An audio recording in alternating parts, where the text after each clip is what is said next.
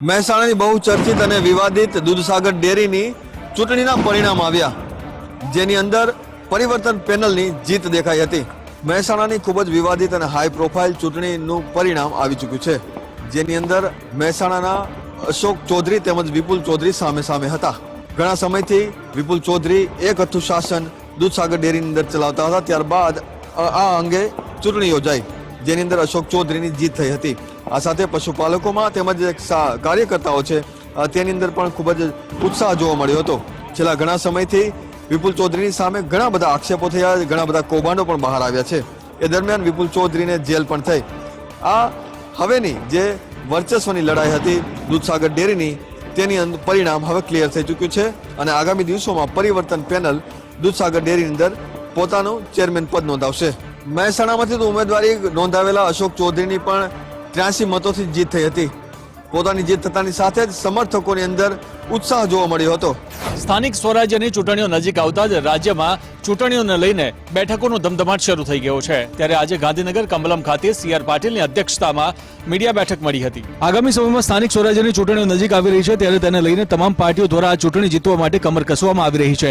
તેના ભાગરૂપે આજે ગાંધીનગર કમલમ કાર્યાલય ખાતે બેઠક મળી હતી, જેમાં પ્રદેશ ભાજપની મીડિયા વિભાગની બેઠક મળી હતી. આ બેઠક CR પાટીલની અધ્યક્ષતામાં યોજવામાં આવી હતી, જેમાં પ્રદેશના ઇન્ચાર્જ, પ્રદેશના સર્વે પ્રવક્તા, ઝોનના પ્રવક્તા, ઝોનના મીડિયા સેલના ઇન્ચાર્જ આ બેઠકમાં ઉપસ્થિત રહ્યા હતા. તો સ્થાનિક સ્વરાજ્યની ચૂંટણીમાં મીડિયા મેનેજમેન્ટ બાબતે આ બેઠકમાં ચર્ચા કરવામાં આવી હતી. તો જે રીતે ચૂંટણીઓ જીતવા માટે તમામ પાર્ટીઓ દ્વારા તનતોડ મહેનત કરવામાં આવે છે, તે જ રીતે ચૂંટણી જીત્યા પછી જો પાર્ટી દ્વારા પ્રજાના પ્રશ્નોના નિરાકરણ માટે તેટલી જ મહેનત કરવામાં આવે તો ચૂંટણી જીતવા માટે આ મહેનત કરવાની જરૂર ન પડે. સ્થાનિક સ્વરાજની ચૂંટણીમાં કોંગ્રેસની ડૂબતી નૈયાને તારવા માટે કોંગ્રેસના પ્રભારી રાજીવ સાતવના ગુજરાતમાં ધામા છે.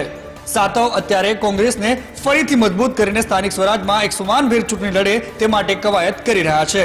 કોંગ્રેસના પ્રભારી રાજીવ સાતવ 4 દિવસ માટે ગુજરાતના પ્રવાસે છે. વિવિધ સમાજના લોકો સાથે તેઓ બેઠક કરશે.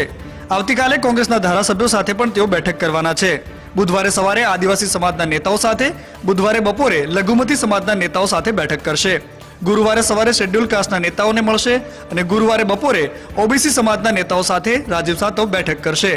8મી તારીખથી કિસાન બચાવો દેશ બચાવો અભિયાનનો પણ પ્રારંભ કરાવશે.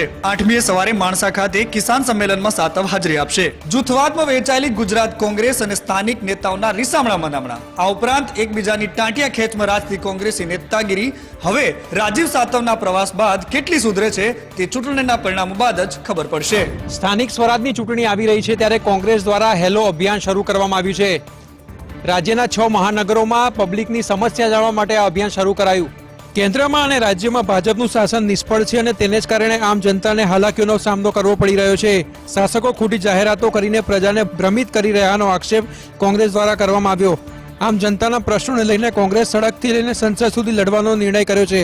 ત્યારે હવે સ્થાનિક સ્વરાજની ચૂંટણી આવી રહી છે, તેવામાં કોંગ્રેસ દ્વારા હેલો અભિયાન શરૂ કરવામાં આવ્યું છે, જેમાં આમ જનતાના પ્રશ્નોને સાંભળવામાં આવશે.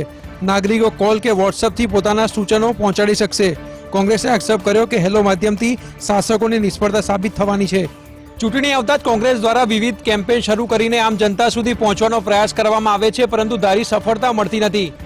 ગુજરાત વિધાનસભાની પેટા ચૂંટણીમાં પણ કારમો પરાજયનો સામનો કોંગ્રેસે કરવો પડ્યો. ત્યારે હેલો અભિયાન કેટલું કારગર નીવડે છે તે તો ચૂંટણીના પરિણામો જ બતાવશે.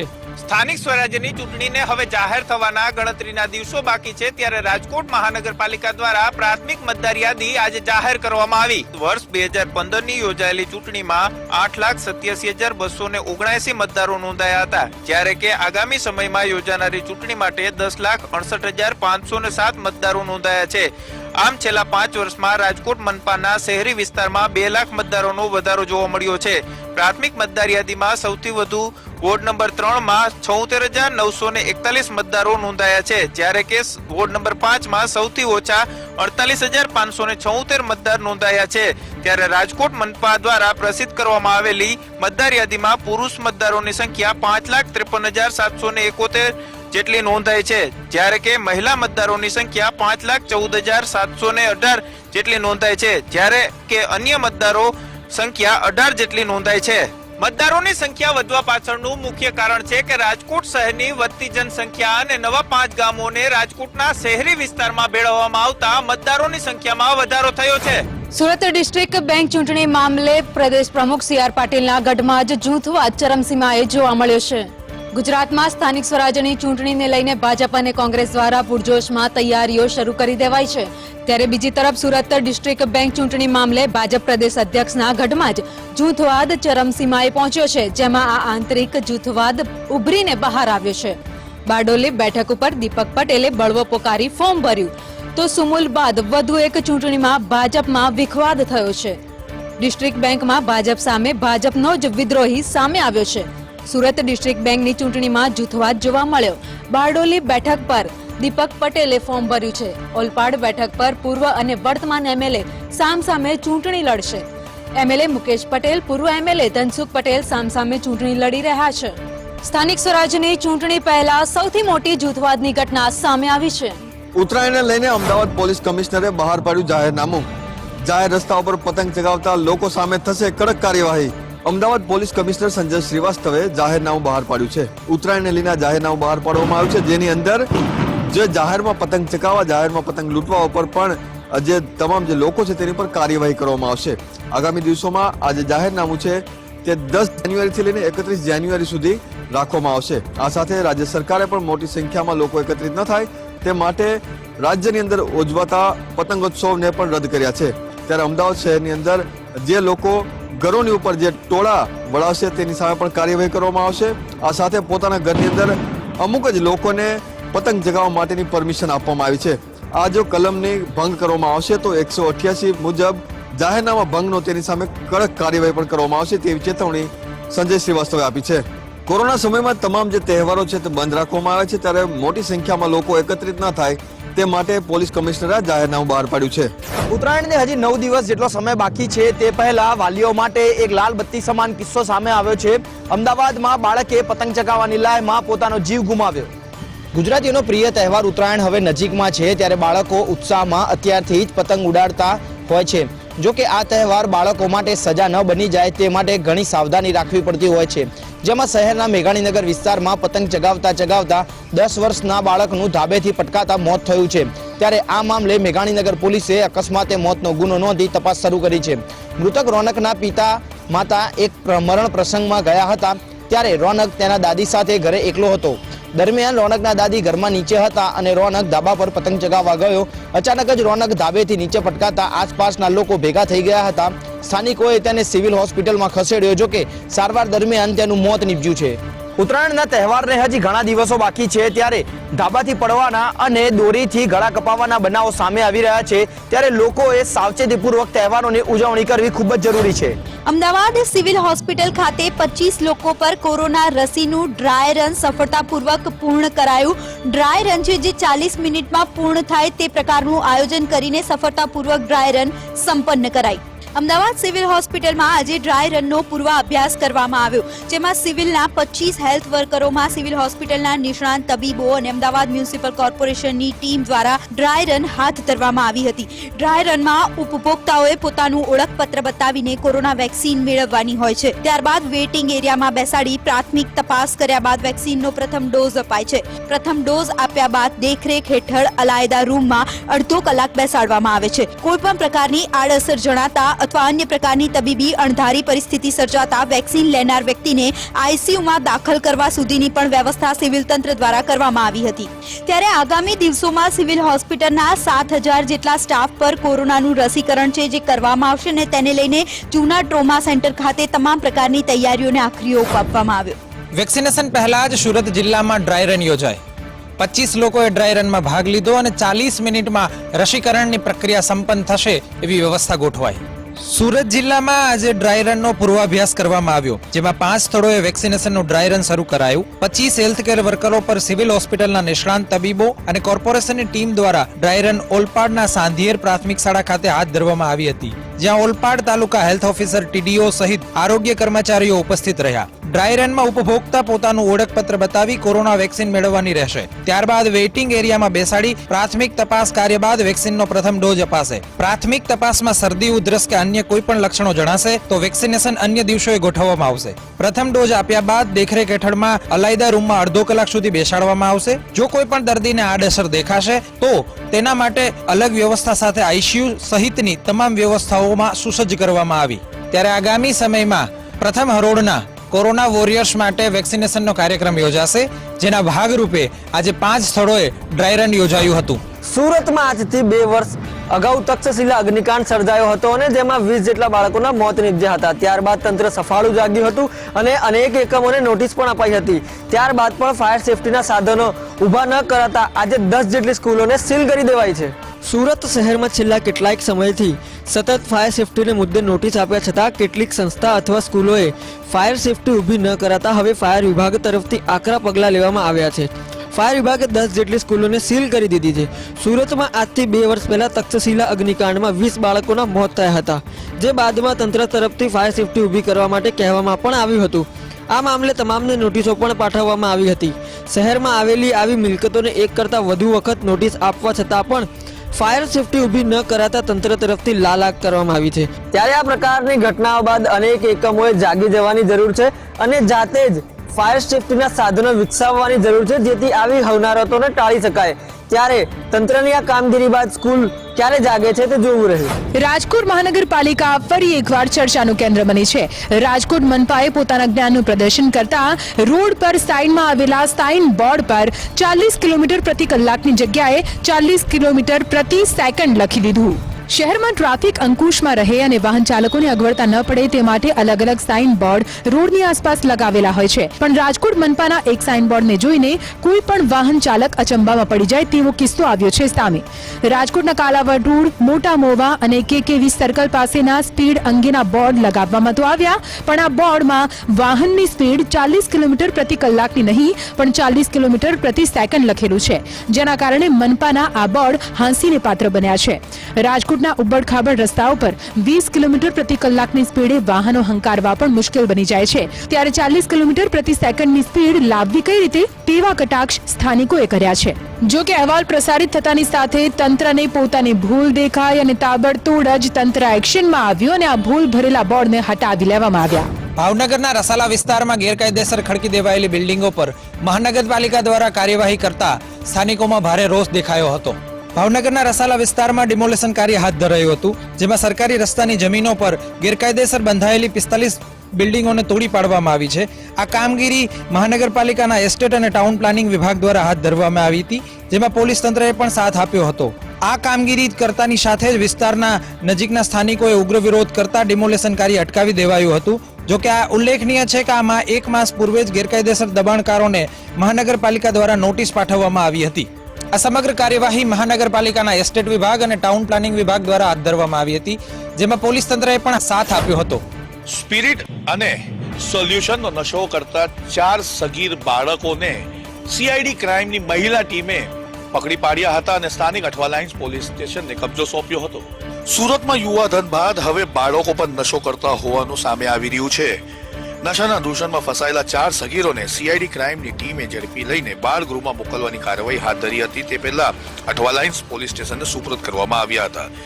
સગીરો સ્પિરિટ અને સિન્થેટિક એધેસિવ સોલ્યુશનનો નશો કરતા હતા. પકડાયેલા સગીર બાળકોમાંથી 2 સગા ભાઈઓ છે. 8 થી 15 વર્ષના બાળકોને પોલીસ સ્ટેશન લાવીને તેમને સુધારવા માટે બાળગૃહમાં મોકલવાની કાર્યવાહી હાથ ધરવામાં આવી હતી. પરંતુ ચોંકાવનારી વાત એ છે કે ભીખ માંગીને નશીલા પદાર્થ ખરીદતા હતા અને ફૂટપાથ પર જ પોતાનું જીવન ગુજારી રહ્યા હતા. તંત્રના સિસ્ટમમાં રહેલા માણસો જો આવા બાળકોના ઉપર ધ્યાન ના રાખશે અને આનું કોઈ નિરાકરણ ના લાવશે તો પછી આવા બાળકો ભવિષ્યમાં ડ્રગ પેડલર તરીકે બનીને સામે આવે તો નવાય નહીં. MS યુનિવર્સિટી અને BCA વચ્ચેનો વિવાદ હવે વધુ વકર્યો છે. આજે MS યુનિવર્સિટીના વિદ્યાર્થીઓએ BCA ના પ્રમુખનું પુતળા દહન કર્યું હતું. MS યુનિવર્સિટીના સિન્ડિકેટ સભ્ય મયંક પટેલને BCA માં પ્રતિનિધિત્વ આપતા વિવાદ ઉગ્ર બન્યો છે, જેમાં શનિવારના રોજ વિદ્યાર્થીઓ દ્વારા યુનિવર્સિટીના DN હોલ પર BCA ના ડ્રેસિંગ રૂમ પર કૂચડો મારવામાં આવ્યો હતો. જે બાદ આજે પુતળા દહન કરવામાં આવ્યું હતું.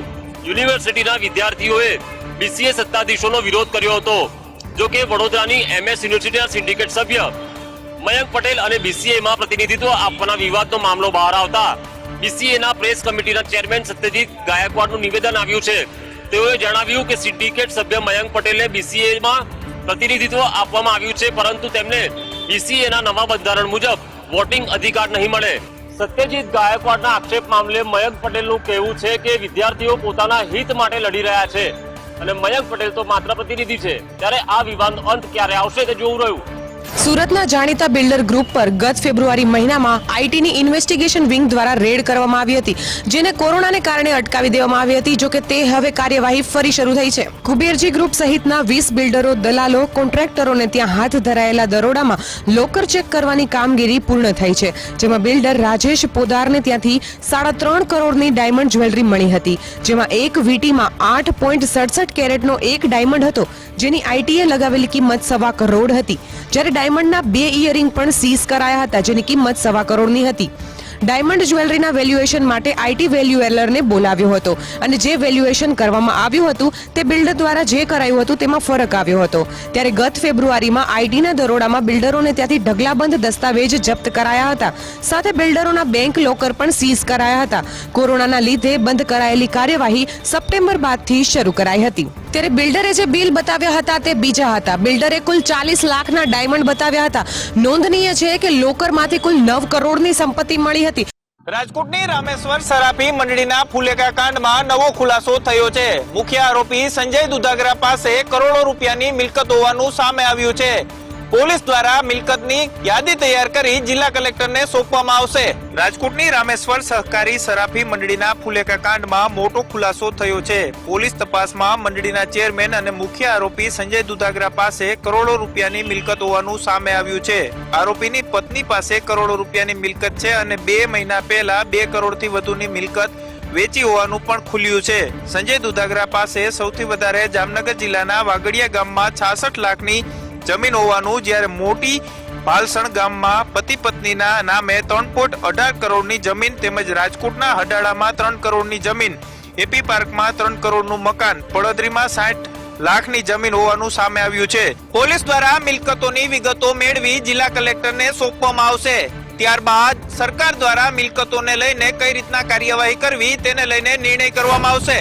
સુરતના પીપલોડ વિસ્તારમાં માતા પુત્ર દ્વારા આપઘાત કરી લેવામાં આવતા ચકચાર મચી જવા પામી હતી. આર્થિક પરિસ્થિતિ નબળી હોવાના કારણોસર આપઘાત કર્યા હોવાની હાલ આશંકા સેવાઈ રહી છે. સુરતના પીપલોડ વિસ્તારમાં આવેલી મિલોની હાઇટ્સમાં રહેતા મહર્ષ પરેશભાઈ પારેખ અને તેમની માતા ભારતીબેન પારેખે ગળો ફાંસો ખાઈને જીવન ટૂંકાવી દીધું હતું. મિત્રોને ઘરમાંથી બંનેની લટકતી હાલતમાં સોમવારની સાંજે મૃતદેહ મળી આવ્યા હતા. મહર્ષ ભારત પે નામની એપ્લિકેશન પર લે વેચના વેપાર સાથે સંકળાયેલો હતો. મહર્ષ એક 5 વર્ષના પુત્ર અને તેની પત્નીને 15 દિવસ અગાઉ જ પિયર છોડીને આવ્યો હતો. રૂપિયાની મેટર સોર્ટ આઉટ થઈ ગયા પછી તને લઈ જઈશ એમ પત્નીને જણાવ્યું હતું. ત્યારબાદ તે સતત એ તણાવમાં રહેતો હતો અને મિત્રને વારંવાર ફોન પર જણાવતો હતો કે પરિસ્થિતિ સુધરતી નથી, બદનામીનો ડર લાગી રહ્યો છે, આપઘાત કરી લેવાનું મન થાય છે, બેંકવાળાઓ ફોન કરી રહ્યા છે અને હેરાન પરેશાન થઈ ગયો છું. 2 દિવસથી સતત પોતાના મિત્રને આપઘાત કરી લઈશ તેવી વાત કરતો હોવાથી મિત્રે ફોન કર્યો હતો અને ફોનનો જવાબ ના મળતા મિત્ર ઘરે પહોંચી ગયો હતો અને ચોંકી ગયો હતો. બંને માતા પુત્રએ આપઘાત કરી લીધો હતો. નારોલ પીરાલા પાસે સાહિલ એન્ટરપ્રાઇઝમાં થયેલા બ્લાસ્ટ મામલે તપાસ અધિકારીએ આજે કોર્ટમાં ચાર્જશીટ સબમિટ કરી છે. 1200 પાનાની ચાર્જશીટ 3 આરોપીઓ વિરુદ્ધ સબમિટ કરવામાં આવી છે. આ બ્લાસ્ટમાં કુલ 13 લોકોના મોત થયા હતા, જ્યારે 7 લોકો ગંભીર રીતે ઈજા પામ્યા હતા. પોલીસે તપાસ કરતા 3 આરોપી વિરુદ્ધ 122 લોકોના નિવેદન લઈ અને ચાર્જશીટ રજૂ કરી છે. બ્લાસ્ટમાં મિથાઇલ ઇથાઇલ કીટોન પેરોક્સાઇડ નામના કેમિકલ ના કારણે આ બ્લાસ્ટ થયો હોવાનું પોલીસે તપાસ દરમિયાન સામે આવ્યું છે. તો બીજી તરફ અલગ અલગ 15 સરકારી વિભાગોના અભિપ્રાય લેવામાં આવ્યા હતા. આ તમામ દસ્તાવેજોના આધારે પોલીસે 1200 પેજની ચાર્જશીટ સબમિટ કરી છે, જેમાં મુખ્ય આરોપી તરીકે હેતલ સુતરિયાને દર્શાવવામાં આવ્યા છે. મહત્વનું છે કે આ બ્લાસ્ટ બાદ અન્ય એજન્સીઓ એટલે કે અમદાવાદ કોર્પોરેશનનું એસ્ટેટ વિભાગ હોય કે પછી ફાયર વિભાગ તમામ હરકતમાં આવી ગયા હતા અને આવી ગેરકાયદેસર કેમિકલ ફેક્ટરીઓ ન ચાલે તે માટે કવાયત શરૂ કરી હતી. નારોલની સાહિલ એન્ટરપ્રાઇઝ મામલે તો પોલીસે નિષ્પક્ષ તપાસ કરી 15 વિભાગોના નિવેદનો નોંધી અને ચાર્જશીટ રજૂ કર્યું છે, પરંતુ પોલીસની આવી કામગીરી તમામ કેસોમાં થાય તે ખૂબ જ જરૂરી છે.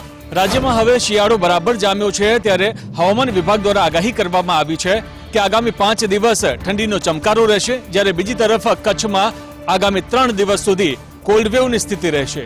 એક તરફ ઉત્તર ભારતમાં પડી રહેલી કડકડતી ઠંડીની અસર હવે ગુજરાત પર પણ જોવા મળી રહી છે, તો હવામાન વિભાગ દ્વારા સૌરાષ્ટ્રમાં આગામી દિવસોમાં કોલ્ડ વેવની આગાહી વ્યક્ત કરવામાં આવી છે અને આગાહી અનુસાર કચ્છ જિલ્લામાં કોલ્ડ વેવની અસર જોવા મળી હતી. ભુજમાં આજે સવારથી જ ગાઢ ધુમ્મસ જોવા મળ્યું હતું. જો કે કચ્છમાં આજે લોકોને ઠંડીથી આંશિક રાહત મળી હતી. નલિયામાં આજે તાપમાન 7.8 ડિગ્રી નોંધાયું હતું, જ્યારે ભુજમાં 11 ડિગ્રી અને કંડલા એરપોર્ટ પર 11 ડિગ્રી તાપમાન નોંધાયું હતું. ધુમ્મસના કારણે વાહન ચાલકોને ભારે હાલાકીનો સામનો કરવો પડ્યો હતો, તો રસ્તા પર ગાઢ ધુમ્મસભર્યું વાતાવરણના કારણે વાહન ચાલકોને વાહનોની હેડલાઇટ શરૂ રાખવાની ફરજ પડી હતી. તો હજુ પણ આગામી 5 દિવસ કોલ્ડ વેવની આગાહીના કારણે ઠંડીમાં વધારો થઈ શકે છે, ત્યારે કચ્છવાસીઓને ઠંડીનો સામનો કરવા માટે તૈયાર રહેવું પડશે.